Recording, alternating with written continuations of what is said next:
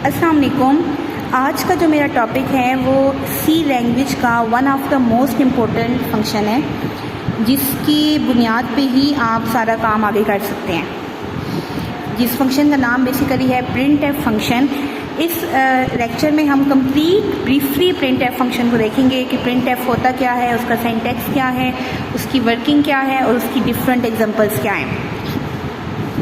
सबसे पहले print F itself है क्या, तो प्रिंट एफ इटसेल्फ एक कीवर्ड है और हमें सी लैंग्वेज के अंदर ये बात पता है कि कीवर्ड्स जो होते हैं वो हमेशा स्मॉल लेटर्स में होने चाहिए। ये सी लैंग्वेज का रूल है कि वो केस सेंसिटिव है और वो कैपिटल और स्मॉल लेटर्स को अलग अलग डील करती है।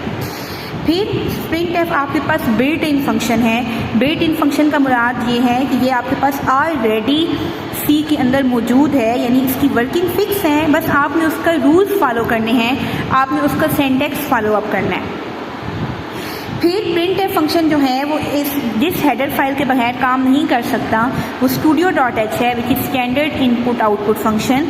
ये because stdio stand for standard input output function, that wise हम कहते हैं कि प्रिंट एफ जो है वो स्टैंडर्ड आउटपुट फंक्शन है, क्योंकि आउटपुट फंक्शन तो और भी बहुत सारे हैं जिस तरह PUTS पुट्स, लेकिन आपके पास जो स्टैंडर्ड आउटपुट फंक्शन है वो प्रिंट एफ है। अब print F standard output function हो गया तो आउटपुट के नाम से ही जाहिर है कि ये आउटपुट डिस्प्ले करता है किसके ऊपर, स्क्रीन के ऊपर। ठीक है, ये डिस्प्ले करता है any type of data on screen, लेकिन किसी खास सिंटैक्स पे। ये नहीं पॉसिबल कि ये विदाउट एनी सिंटैक्स या विदाउट एनी रूल्स आपके पास डेटा डिस्प्ले करे। क्या क्या डिस्प्ले कर सकता है, any type of text, any type of message. आप यूज़र को गाइड करना चाहें, आप यूज़र को डिस्प्ले करना चाहें, आप यूज़र की हेल्प आउट करना चाहें, आपके पास प्रिंट एफ मौजूद है। वेरिएबल की वैल्यू, वेरिएबल का वैल्यू से मुराद ये है कि आपने ये बात कॉन्टीन्यूसली पढ़ी हुई होती है, a=2 और a एक वेरिएबल है जो कि मेमोरी के अंदर स्टोर हो जाएगा और यहाँ पे उसकी वैल्यू 2 स्टोर हो जाएगी। How can we access the value of variable which basically जो कि बेसिकली कंसिस्ट कर रहा है मेन मेमोरी के अंदर, यानी मेन मेमोरी में से डेटा ऐसे नहीं पिक किया जा सकता। हमने फर्स्ट ईयर में बसेस पढ़ी हुई होती हैं कि बसेस ये काम करती हैं कि डेटा को लेके जाएं, एड्रेस को वापस लाएं and so on.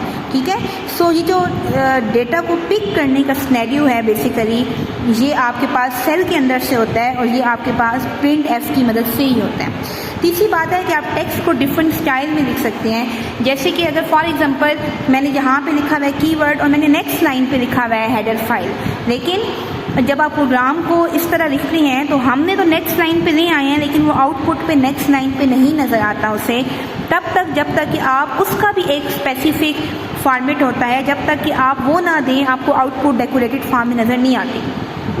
So it will be our last topic. इसको हम बाद में देखेंगे या इसको हम अलग डिस्कस करेंगे, जिसको हम एस्केप सीक्वेंस कहते हैं, क्योंकि ये कंप्लीट एक अलग ब्रीफ टॉपिक है कि आप आउटपुट को कैसे डेकोरेट कर सकते हैं। इसमें आपने बेसिकली प्रिंट एफ के 2 पार्ट्स पढ़ने हैं, वो हम आगे देखते हैं। सो प्रिंट एफ का मेन सिंटैक्स क्या है। Print F is a keyword, it should be written in small letter. आगे क्या लिखना है, format string, it should be enclose in double quotation mark. Why, because string के नाम से जाहिर है कि a quantity that enclose in double quotation mark is known as string. आगे आपने लगाना होता है कॉमा, और यहाँ पे कॉमा का मतलब ये नहीं है कि आप कॉमा मिस कर दें, no, comma mean comma, it is must कि आपने कॉमा लगाना है। और आगे आपके पास आर्ग्यूमेंट लिस्ट है। आर्ग्यूमेंट लिस्ट आपको इस बात को डिफाइन करती है कि आपने जिस वेरिएबल का डेटा उठाना है उस वेरिएबल का नाम क्या है। हमने वेरिएबल के रूल्स के अंदर ये बात पढ़ी हुई है कि सेम वेरिएबल्स नाम आप नहीं रख सकते, वो हमने इसीलिए पढ़ी हुई है क्योंकि सेम वेरिएबल्स के नाम रखने से फिर वो कन्फ्यूजन हो जाती है मेमोरी के अंदर कि आप किस वेरिएबल को एक्सेस करने की कोशिश कर रहे हैं। डेट्स वाई वेरिएबल का नाम डिफाइन करता है कि आप किस वेरिएबल की बात कर रहे हैं। कैसे डिफाइन करते हैं उसको भी हम आगे देखते हैं। पहले हम प्रिंट एफ का ये जो पहला पार्ट है फॉर्मेट स्ट्रिंग, इसको डिटेल से पढ़ेंगे। First of all format string को आप कंट्रोल स्ट्रिंग भी कहते हैं।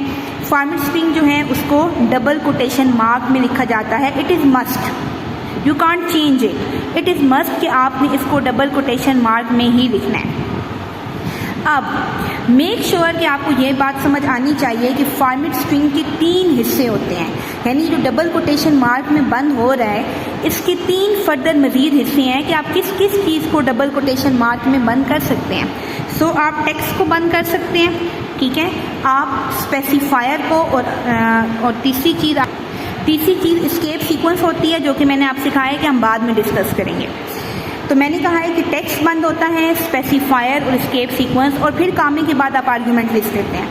अब टेक्स्ट क्या है, स्पेसिफायर क्या है और एस्केप सीक्वेंस क्या है, इन तीनों को समझ आने के बाद ही हमें फॉर्मेट प्रिंटफ का फंक्शन समझ आती है। First of all text. What is text? Any message, anything that you want to display as it is on the screen. As it is का मतलब है जो आपने लिखा, आपने नुक्ता लगाया, नुक्ता दिखेगा, आपने कॉमा लगाया, कॉमा दिखेगा, आपने टेक्स्ट लिखा, टेक्स्ट दिखेगा। यानी अगर आपने फुल स्टॉप नहीं लगाया तो फुल स्टॉप नहीं दिखेगा। Anything that you want to display on the screen to the user, जो भी चीज़ आप यूज़र को टेक्स्ट की फॉर्म में दिखाना चाहते हैं वो आपके पास टेक्स्ट है। जैसे कि आप यूज़र को दिखाना चाहते हैं कि आप यूज़र को गाइड करना चाहते हैं, वैल्यू इंटर करो। आप यूज़र को कहना चाहते हैं कि आपका प्रोग्राम क्रैश आउट कर गया है। आप यूज़र को कहना चाहते हैं कि इस बात का आंसर ये है। आप यूज़र को कहना चाहते हैं कि नेगेटिव वैल्यूज़ का फैक्टोरियल एग्जिस्ट नहीं करता। आप यूज़र को कहना चाहते हैं कि पॉजिटिव नंबर इंटर करो, या आप यूज़र को कहना चाहते हैं कि हम डिवीज़न तो करने लगे हैं लेकिन काइंडली डिवाइड बाई 0 ना करें बिकॉज इट गिव्स इनडिफाइंड। ठीक, so anything that you want to guide the user और you want to tell the user, आप उसको किसकी फॉर्म में लिखते हैं? टेक्स्ट में। And I again repeat this thing that text is a part of the format string, so it should be enclose in double quotation mark. तो पहले जो मैं आपको एग्जांपल दे रही हूँ इसमें मैं आर्ग्यूमेंट लिस्ट को डिस्कस नहीं कर रही, यानी मैं आर्ग्यूमेंट लिस्ट के बगैर आपको दे रही हूँ। तो सबसे पहले मैंने क्या लिख दिया? Hello world. अब हेलो वर्ल्ड से यहाँ पे हम एक आउटपुट स्क्रीन बना देते हैं, तो डेफिनेटली मेरे पास स्क्रीन पे क्या नज़र आएगा? क्योंकि मैंने यहाँ पे लिखा है हेलो वर्ल्ड, तो स्क्रीन पे भी एज इट इज़ नज़र आएगा हेलो वर्ल्ड। फिर मैंने लिखा है आई लव पाकिस्तान, तो स्क्रीन पे भी क्या लिखा हुआ नज़र आएगा? I love Pakistan. फिर स्क्रीन पे क्या लिखा हुआ नज़र आएगा? Enter the value. फिर स्क्रीन पे क्या लिखा हुआ नज़र आएगा? We learn C language. So as it is जो भी डेटा आप यूज़र को डिस्प्ले करना चाहते हैं वो स्क्रीन पे एज इट इज़ नज़र आएगा। ठीक है, या मैंने अब यहाँ पे मैंने छोड़ दिया था कि आप अपनी मर्ज़ी से बताएं कि आप उसको क्या दिखाना चाहते हैं। जैसे कि मैं लिखती हूँ कि प्रोग्रामिंग इज़ इंटरेस्टिंग, तो यूज़र को स्क्रीन पे क्या लिखा हुआ नज़र आ जाएगा? Programming is interesting. मैं फिर कह रही हूँ कि मैंने यहाँ पे अभी आर्ग्यूमेंट लिस्ट नहीं लिखा क्योंकि आर्ग्यूमेंट लिस्ट के बगैर भी आप प्रिंट एफ को डील कर सकते हैं। सो यहाँ पे मैंने प्रिंट एफ को आर्ग्यूमेंट लिस्ट के बगैर डिस्प्ले किया है। सो मैंने सिंपल लिखा है सिंपल टेक्स्ट। ये सिंपल किसकी एग्जाम्पल है? टेक्स्ट की, लेकिन इसको मैंने किस में इनक्लोज किया? डबल कोटेशन मार्क में। एंड पे क्या लगाया? Semicolon. और because it is a function so यहाँ पे क्या लगती होती हैं? पैरेंथेसिस। अब नेक्स्ट पार्ट आप देखें आपके पास क्या था? टेक्स्ट के बाद अगला पार्ट फॉर्मेट स्पेसिफायर। सारी कहानी ही फॉर्मेट स्पेसिफायर के अंदर है। टेक्स्ट तो इजी है। What is format specifier? Specifier का मतलब होता है मखसूस करना। So use to specify the format, यानी वो फॉर्मेट बताएं जिस फॉर्मेट के अकॉर्डिंग वैल्यू डिस्प्ले हो। अब आप कहेंगे कि फॉर्मेट से क्या मुराद है? फॉर्मेट से मुराद है कि अगर आपका डेटा इंटीजर है तो इंटीजर ही डिस्प्ले हो, अगर आपका डेटा फ्लोट है तो फ्लोट डिस्प्ले हो, यानी जिस टाइप का डेटा आप डिस्प्ले करना चाहते हैं उसी टाइप का डिस्प्ले हो। ये बात बताने के लिए कि डेटा कैसे डिस्प्ले होता है ये बात आपको फॉर्मेट स्पेसिफायर बताती है। फिर मैंने यहाँ पे मेन बात लिखी है कि फॉर्मेट स्पेसिफायर कंपाइलर को कैसे पता चलता है कि आप स्पेसिफायर की बात कर रहे हैं, ये स्पेसिफायर है। जैसे कि आपको पता है कि हम एंगल ब्रैकेट्स में हेडर फाइल बंद करते हैं या हैश से स्टार्ट होते हैं प्री प्रोसेसर डायरेक्टिव्स। तो यहाँ पे किसको पता चलता है? यहाँ पे फॉर्मेट स्पेसिफायर का मतलब होता है that start with percentage sign, जो कि किससे स्टार्ट हो? परसेंटेज के साइन से। सो जो भी चीज़ परसेंटेज के साइन से स्टार्ट होती है और आगे कुछ रूल्स हैं, यानी आप आगे क्या लिखते हैं। और सेकेंडली प्रिंट एफ के मैं अंदर की बात कर रही हूँ, सो वो फॉर्मेट स्पेसिफायर माना जाता है। और जब आप फॉर्मेट स्पेसिफायर लिखते हैं डबल कोट्स के अंदर तो वो खुद नहीं नज़र आता, बल्कि जिसको आपने स्पेसिफाई किया वो होता है उस वेरिएबल की वैल्यू नज़र आती है। सो फॉर्मेट स्पेसिफायर क्या क्या करता है? पहली बात आपको वैल्यू का फॉर्मेट बताता है। वैल्यू के फॉर्मेट से मुराद है कि वो आपको बताएगा कि वैल्यू की फॉर्मेट क्या हो, यानी इंटीजर हो या क्या हो। और दूसरी बात है डेटा टाइप। अब डेटा टाइप आप लोग मुझे खुद सोच के बताएं कि आपने कौन कौन सी पढ़ी हुई है। मैंने मेंशन की हुई है integer, character and float, because these are most common. Integer में आपको पता है कि कौन से नंबर होते हैं पॉजिटिव और नेगेटिव, और इसमें पॉइंट नहीं होता। सो अगर आपका डेटा इंटीजर है, लेट्स सपोज मार्क्स, एज, ठीक है, कोई स्कोर या कोई भी चीज़ जो इंटीजर फॉर्म में है और वो किसी वेरिएबल के अंदर पड़ा है और वो मेमोरी में मौजूद है, तो आप उसको कैसे पिक करेंगे? Mean how can we specify और how can we pick the value of integer with the help of percentage D. Why I put percentage? Percentage mean it is format specifier. D mean it is a specifier of integer. D mean it is a specifier of integer. What is specifier of float? Percentage F. And what is specifier of character? Percentage C. और आपको पता है कि C language के अंदर string नाम की कोई डेटा टाइप नहीं होती। अगर हमें स्ट्रिंग लिखना हो तो हम सिंपल उसको डबल कोटेशन मार्क में बंद कर देते हैं, लेकिन उसके लिए आपके पास स्पेसिफायर मौजूद होता है which is percentage F. So integer के लिए D, कैरेक्टर के लिए C एंड फ्लोट के लिए मैंने क्या पिक कर लिया है F, ठीक। और स्ट्रिंग के लिए क्या है एस, टाइप उसकी कैरेक्टर ही होगी, लेकिन अगर वो सिंगल कोट में बंद है तो सी लगेगा, अगर वो डबल कोट में बंद है तो एस लगेगा। कहाँ लगेगा अभी वो हम देखते हैं, लेकिन आपको ये पता होना चाहिए कि इंटीजर का स्पेसिफायर डी के लिए है, कैरेक्टर के लिए सी है, फ्लोट के लिए एफ है। और आपको ये प्रिंट एफ का सिंटैक्स पता होना चाहिए। मेक श्योर कि आप इसको समझने के लिए अपने पास अलग एक कॉपी पे लिख लें। नाउ अब हम इसकी प्रोग्राम करते हैं या हम इसकी एग्जांपल करते हैं जिससे आपको समझ आए कि ये बेसिकली काम कैसे करता है। सो मैंने यहाँ पे बना दिया है फॉर्मेट स्पेसिफायर का एक page. What is this? A is equals to 2. What is this? B is equals to 5. You know that this is data type which is integer. हमने सिर्फ इसको int लिखा है। This is variable name and this is value and this is assignment operator and we put statement terminator semicolon at the end of each statement. So मैंने दो statement ले ली, A is equals to 2 और दूसरी ले ली B is equals to 5 और तीसरा मैंने एक वेरिएबल डिक्लेयर कर लिया है, मैंने अभी उसको वैल्यू नहीं पास की। सो मैं मेन मेमोरी बना रही हूँ आपको समझाने के लिए। मैंने A लिया उसमें 2 पास हुआ, मैंने B लिया उसमें 5 पास हुआ और मैंने सम लिया और सम में अभी कुछ भी पास नहीं हुआ क्योंकि मैं अभी इस लाइन पे खड़ी हूँ और इस लाइन तक सम में कुछ भी पास नहीं हुआ। मैंने आगे लिखा sum equals to A plus B. अब आप मुझे बताएं, यही एक्चुअल बात है जो यहाँ समझने के लिए। ये A और B कहाँ से उठाए? A का मतलब है वैल्यू ऑफ A, क्योंकि वेरिएबल नहीं जमा होते, वेरिएबल्स की वैल्यू जमा होती हैं। B का मतलब है वैल्यू ऑफ B, ठीक है, कि A और B की वैल्यू बताएं, उन दोनों को जमा करें और जमा करने के बाद सम के पास जाएं, क्योंकि असाइनमेंट ऑपरेटर पे जो भी चीज़ राइट साइड होती है वो लेफ्ट साइड असाइन हो जाती है। ये A और B इसको मेमोरी से मिलते हैं। कहाँ से मिलते हैं? मेमोरी से। A क्या मिल गया? 2 और B क्या मिल गया? 5 और सम इक्वल हो जाएगा 2 + 5 इज इक्वल्स टू 7। मीन सम हो जाएगा आपके पास 7 और जब सम आपके पास 7 हो जाएगा, ये बैकएंड पे वर्किंग है, प्रोग्राम में नज़र नहीं आ रही, तो ये सम जाके इधर चला जाएगा और ये 7 है। ये कौन, ये सारा काम कौन कर रहा है? ये डेटा बस कर रही है। ये डेटा बस का काम है, डेटा को लाना और डेटा को लेके जाना हमने पढ़ा हुआ है। Data bus is a by directional, main memory से डेटा उठाता भी है और प्रोसेसिंग आपको पता है CPU करता है और आउटपुट वापस देता भी है। इनपुट आउटपुट दोनों काम कौन कर रहा है? डेटा बस कर रहा है। यहाँ तक तो बात हो गई। ये तो आपकी बात है प्रोग्रामर को। यूज़र को क्या नज़र आए? यूज़र के पास यहाँ पे एक स्क्रीन है, आउटपुट स्क्रीन, जिस पे ये सब कुछ नहीं है, जिस पे ना ये इंटीजर है, ना B है, ना कुछ भी नहीं है। वो चाहता है कि उसको सम का जवाब पता चले जो कि 7 है। ये आपको पता है कि सम का जवाब 7 है। आपने सोचना है कि यूज़र को सम करना नहीं आता, क्योंकि ज़रूरी नहीं है कि सम यही 2 वैल्यूज़ हों, सम में एनी 2 वैल्यूज़ हो सकती हैं। तो आप यहाँ पे क्या लिखते होते हैं? प्रिंट एफ, ठीक है, क्या लिखा? Print F.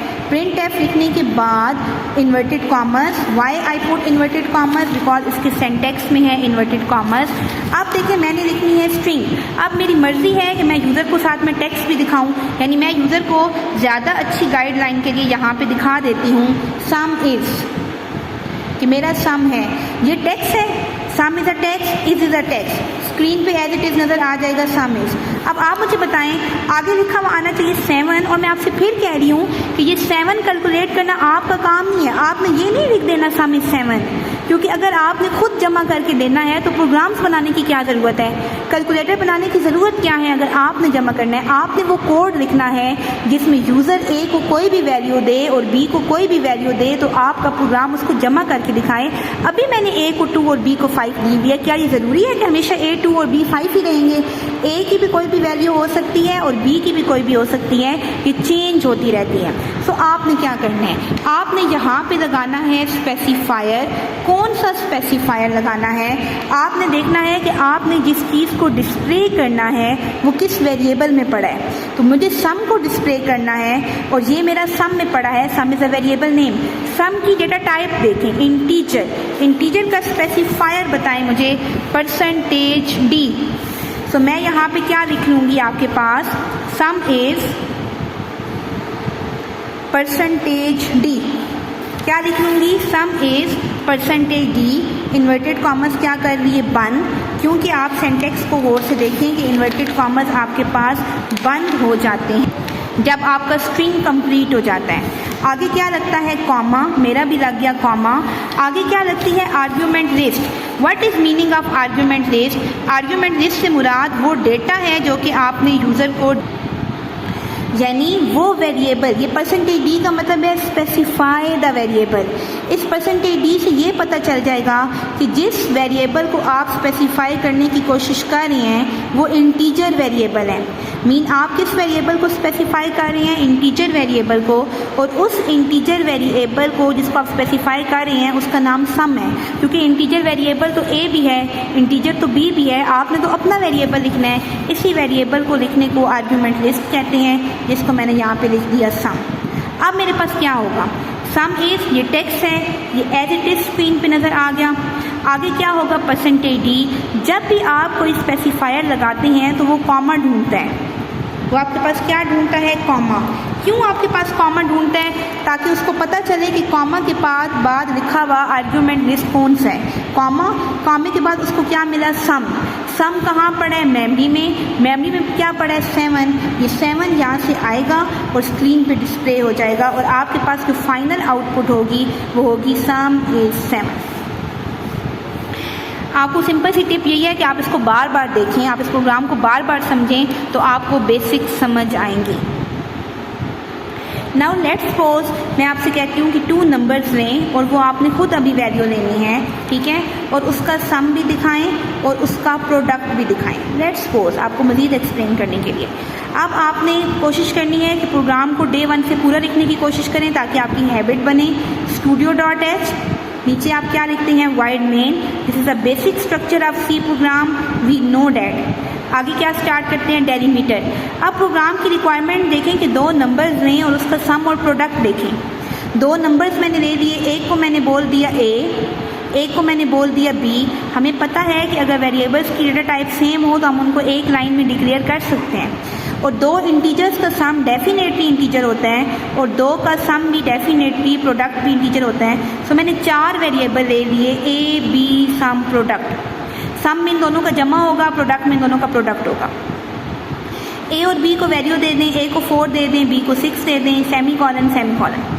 अब मुझे दिखाना है, अब मुझे क्या करना है, हमें पता है कि सम का फार्मूला क्या है, a + b, और प्रोडक्ट का फार्मूला हमारे पास क्या है, a × b। We know that, I am assuming here that you know that. Now अब आगे हमारे पास ये प्रोडक्ट में मैंने मल्टीप्लाई का साइन तब लगाया क्योंकि यहाँ पे वो क्रॉस का साइन नहीं लगा था। अब मुझे सम को डिस्प्ले करवाना है तो मैं लिखूँगी printf, आगे क्या लगाऊंगी, ब्रैकेट, इन्वर्टेड कॉमर्स करूँगी स्टार्ट। पहला मैसेज मैं यूज़र को दिखाऊंगी सम इज़, आगे मुझे सम की वैल्यू चाहिए। सम एक इंटीजर वेरिएबल है, उसका स्पेसिफायर क्या है, इंटीजर। मैं लगाऊंगी %d, इन्वर्टेड कॉमर्स करूँगी बंद, और इस स्पेसिफायर को कोई ना कोई चाहिए वेरिएबल जो कि मेरे पास क्या है, सम, ब्रैकेट बंद। आगे मुझे क्या दिखाना है, यूज़र को प्रोडक्ट। मैं लिखूँगी printf करने के बाद मैं यहाँ पे अब यूज़र को दिखाऊँगी product is, percentage D. Why percentage D? क्योंकि जो मेरा प्रोडक्ट यहाँ पे आंसर पड़ा हुआ है उसकी टाइप इंटीजर है। परसेंटेज डी, इन्वर्टेड कॉमर्स करूँगी बंद, कॉमा, और आगे क्या लिख दूँगी, वेरिएबल का नाम प्रोडक्ट। अब मैं आपको कई दफ़ा बताती हूँ कि सी केस सेंसिटिव लैंग्वेज है, वो डिफ्रेंशिएट करती है। तो डिफ्रेंशिएट वो कब करेगी? फॉर एग्जांपल आपने यहाँ पे कैपिटल पी लिख दिया है और जब आप वेरिएबल को एक्सेस कर रहे हैं तो आप स्मॉल पी कर रहे हैं तो वो एरर देगा।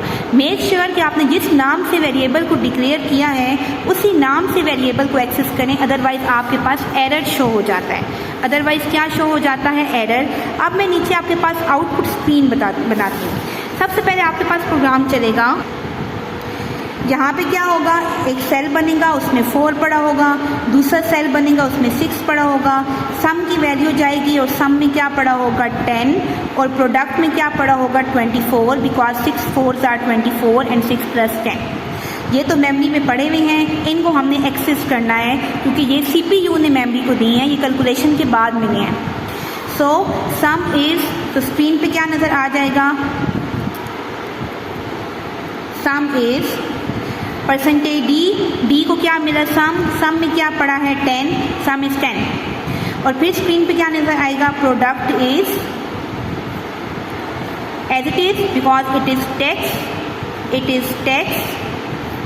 It is format specifier